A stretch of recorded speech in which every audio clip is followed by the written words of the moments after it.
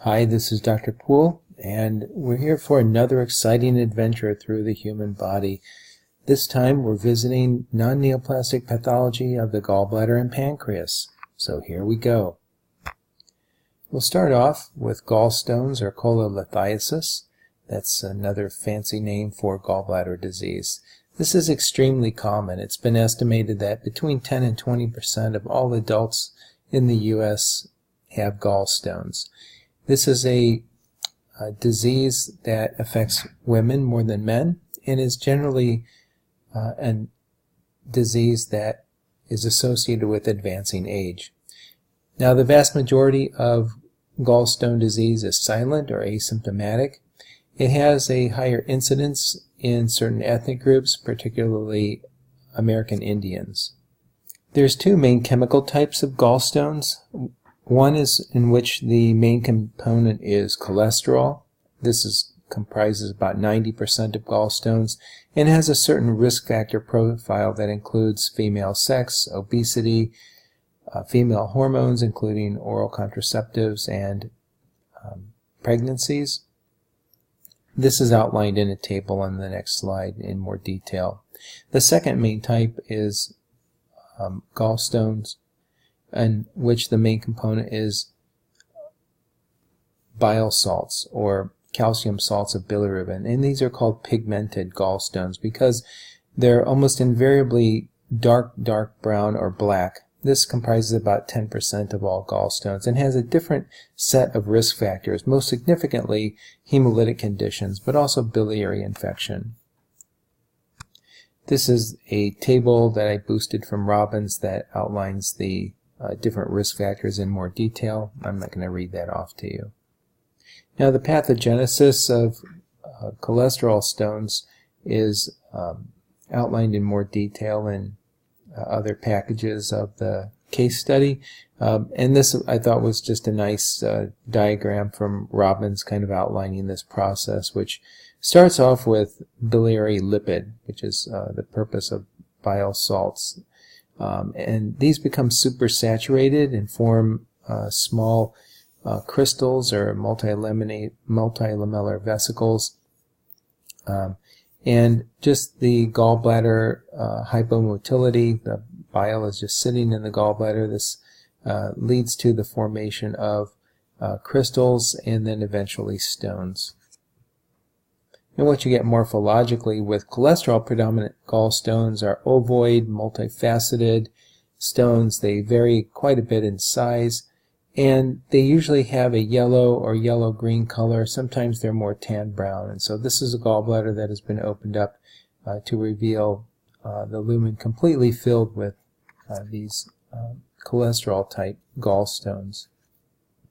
In contrast, the pigmented gallstones are black. They're usually smaller, more uniform in size and shape, and have a multifaceted appearance. Some of the complications of gallstone disease include cholecystitis, which I'll talk about next, empyema, that is the gallstone can cause obstruction, which leads to infection, perforation, and then peritonitis. If the gallstone travels down the tracts, it can cause pancreatitis, the development of a mucocele, that's a pocket of thick mucus, which can cause an intestinal obstruction, and there's an association with gallbladder carcinoma, which is, fortunately, despite how common gallstone disease and cholecystitis is, a relatively rare tumor. Speaking of cholecystitis, I'll talk about that next. So you can have acute chronic or acute on chronic cholecystitis, and that's how we divide it up clinically and pathologically. Cholecystitis almost always occurs in association with gallstones, and fortunately, at least for you, you don't have to memorize anything different because it pretty much has the same epidemiology as gallstone disease. The vast majority of the time, acute cholecystitis is caused by obstruction of the neck or the cystic duct by a gallstone. Acute calculus cholecystitis results from chemical irritation and inflammation of the gallbladder that's obstructed by stones. Now, there is another form that does not involve gallstones, which is conveniently called acalculous cholecystitis. This is thought to result from ischemia. The cystic artery is an end artery, and the gallbladder has no collateral circulation, so it can be sensitive to ischemia. Some of the risk factors for acute acalculous cholecystitis therefore include sepsis with hypotension and multisystem organ failure, what we call SIRS now, immunosuppression, major trauma and burns, diabetes mellitus, and infections. Finally, the good stuff, morphology. Acute cholecystitis, the gallbladder tends to be enlarged and tense. It has a bright red and blotchy purpley color, or if it's more advanced, it can actually become gangrenous and have a green-black discoloration. Histologically, what we see is acute transmural inflammation, serosal hemorrhages, and edema, basically the typical findings of ischemic necrosis.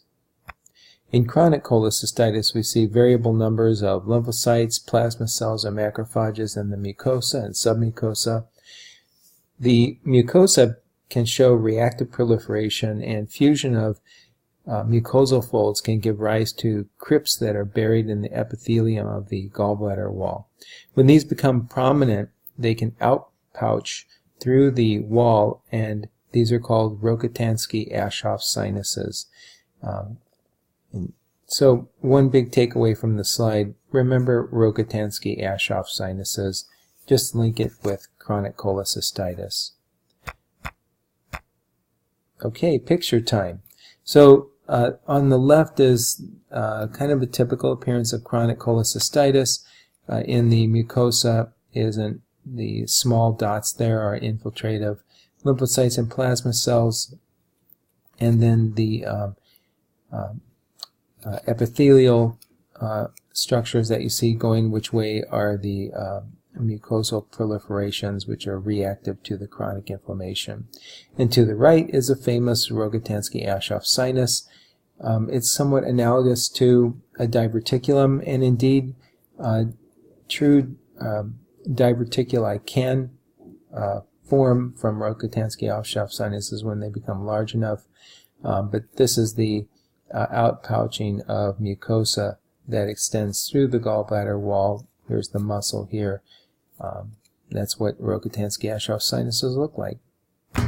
Okay, pause for a sip of coffee, and now we'll talk about the pancreas. I'm not going to go over in detail the anatomy of the pancreas, but I'll review some of the normal histology. Now, this is not at all to replace or supplement your histology on but I just thought it'd be good to review before we deep dive into some of the pathology. You'll note that the parenchyma is rather indistinctly divided into smaller areas by slits of open space or by pink connective tissue. So here's one strand of connective tissue, here's a slit, and these divide the pancreas into lobules. The circle that I made in blue basically kind of outlines one of these lobules, and you'll notice in between there's a smaller subarchitecture here of small clusters of cells, and these are the acini that form the lobule. Now, scattered throughout the gland we find fat cells, and that's fine, that's normally present. In these fibroconnective strands you'll see these circular structures between the lobules that I've pointed to with red arrows, and these are branches of the pancreatic duct.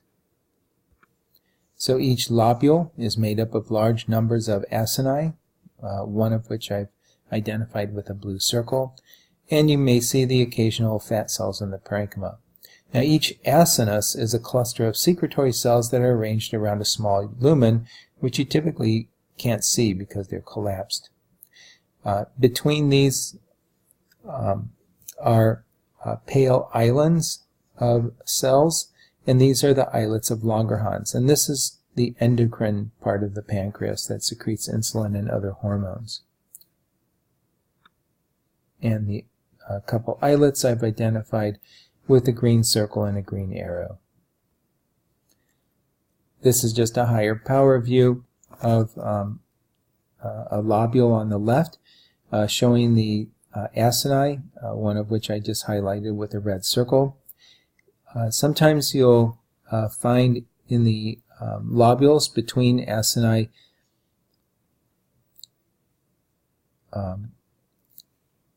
scattered duct-like structures. These are the intercalated ducts, which eventually drain into branches of the pancreatic duct. On the right is just a higher power view of an islet of Langerhans. These are cells that stick out histologically because they're more pale than the surrounding acinar cells. They don't have the granules like the acinar cells do, and they are arranged within the island in vague smaller nests. Alright, deep breath. I'm out of histology now. Okay, let's talk about pancreatitis, one of the major non-neoplastic findings in the pancreas. We divide this also, you might see a pattern here, into acute and chronic. Acute pancreatitis is potentially reversible pancreatic inflammation, while chronic pancreatitis tends to be persistent and causes irreversible destruction, primarily because of acinar loss and fibrosis. Both forms are similar in that they're initiated by insults that overwhelm the normal protective mechanisms that prevent self-digestion. Remember, the exocrine pancreas has a lot of enzymes that are very useful in breaking down the tissue that we eat. This prevents this breakdown in the protective mechanism leads to autodigestion of the pancreas. So here's an outline of the causes of acute pancreatitis. Biliary tract disease and alcoholism account for the vast majority of acute pancreatitis. One highlight is genetic causes or hereditary pancreatitis, which I'll talk about in the next slide. So hereditary pancreatitis is characterized by recurrent attacks of severe acute pancreatitis that often begin in childhood and ultimately lead to chronic pancreatitis. This disorder is quite genetically diverse, but has in common the fact that most forms end up with a defect that either increases or sustains the activity of trypsin. Three of these in particular are CFTR, which you might recognize from cystic fibrosis that we talked about in the lung and in the cystic fibrosis case. These are loss of function mutations, again, that alter fluid pressure and limit bicarbonate secretion in the pancreatic ducts, and this leads to inspissation of secreted fluids, duct obstruction, and the similar cystic changes and pancreatitis analogous to what happens in the lung. The other common mutations are in PRSS1, in which a gain of function mutation leads to sustained trypsin action, and SPINK1, in which a loss of function mutation actually increases trypsin activity. Now, the pathogenesis of pancreatitis is covered much better in the pathophysiology notes, but I thought this was a nice figure from Robbins that outlines the causes and mechanisms of pancreatitis. I'm not going to go through it further. It kind of speaks for itself because I want to. Morphology. So the morphology of acute pancreatitis ranges from trivial inflammation and edema to severe extensive necrosis and hemorrhage. The basic alterations are microvascular leak and edema, common to all acute inflammatory pathways. So acute inflammation, fat necrosis, destruction of pancreatic parenchyma, and destruction of blood vessels and interstitial hemorrhage. The extent of these alterations really depends on the duration and the severity of the process.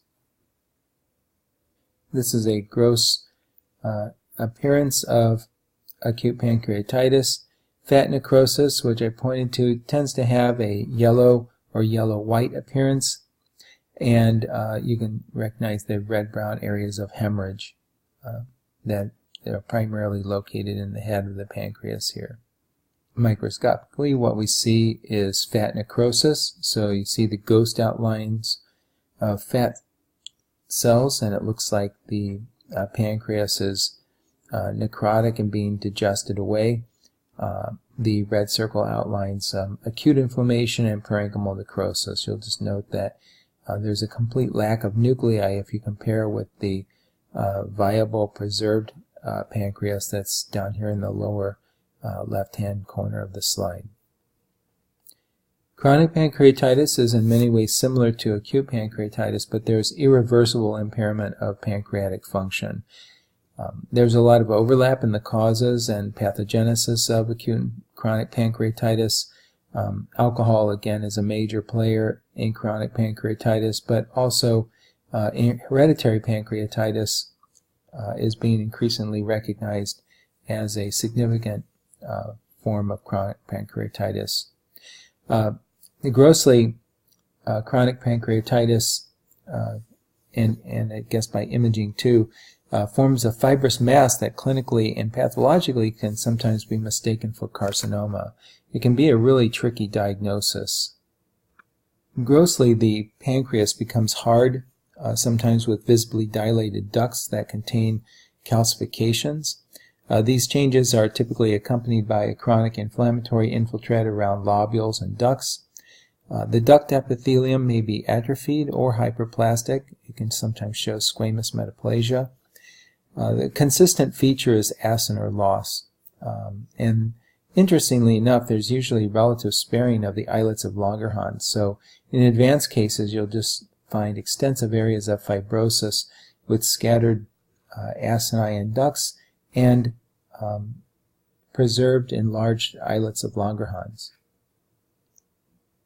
Another key morphological feature is that even though there's extensive atrophy and acinar loss, the lobules appear to be preserved at low magnification, and I hope the next slides kind of show that. So you can see on this low magnification view, all of this pink kind of fibrillary material is collagenous fibrosis, and even though there's marked distortion of the normal pancreatic architecture, you can still make out these lobules of ducts and acini. Here's some larger ducts that are a little bit dilated. This is a higher magnification view, just illustrating the same thing. Again, you can appreciate all of this fibrosis in the background, but a key feature is the preservation of these lobules. And as you can imagine, as the fibrosis becomes more and more extensive, it becomes harder and harder to recognize these residual acini. Now, you don't need to worry about that. I'm not going to show you any tricky images like that, but from a pathologist's point of view, this can be a very treacherous diagnosis.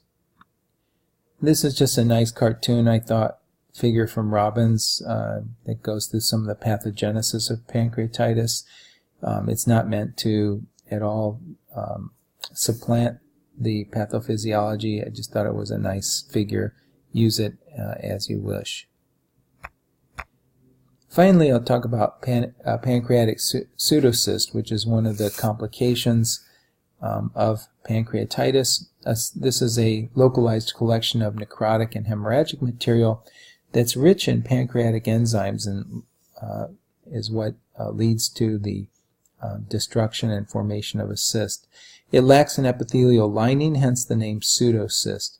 These are usually solitary and usually arise following a bout of acute pancreatitis, especially when this bout is superimposed on chronic alcoholic pancreatitis. These are formed in a manner similar to abscesses, in which the intrapancreatic or peripancreatic hemorrhagic fat necrosis becomes walled off by fibrous tissue and granulation tissue, and that's what we see microscopically. So in contrast to an abscess, in which we have numerous neutrophils and necrotic debris, in a pseudocyst, you basically just have a fibrous wall, and there may be some chronic inflammation as well, but it's more just a cyst. So this is a section from the wall of the pseudocyst. The arrow points to the interior of the cyst, which I'll show in high power in a second. The blue line outlines residual pancreatic tissue, and the triangle outlines the extensive fibrosis in the wall of the pseudocyst. So there are some features of chronic pancreatitis, as you might expect, given how these form, but the major thing is this cyst pseudolining. So the lining actually doesn't have a lining except for fibroblasts and granulation-like tissue. You can see red blood cells in this granulation tissue. There's a little bit of chronic inflammation, but the main thing to note is that there's no epithelial lining, and hence the name pseudocyst. So let's quickly review what I learned. Cholelithiasis, two major types of stones, cholesterol and pigmented stones. They have different causes. And acute versus chronic pancreatitis. In acute pancreatitis, we see acute inflammation, fat necrosis, extensive necrosis of the pancreatic tissue, and hemorrhage. Chronic pancreatitis, there's extensive fibrosis. Chronic inflammation, atrophy of the acini, but preservation of the lobules at low magnification, and variable dilation of the pancreatic ducts. And one of the complications of acute pancreatitis is pancreatic pseudocyst, which is a localized collection of necrotic and hemorrhagic material that's rich in pancreatic enzymes and lacks an epithelial lining. So I hope you enjoyed your tour of gallbladder and pancreas land, and good luck.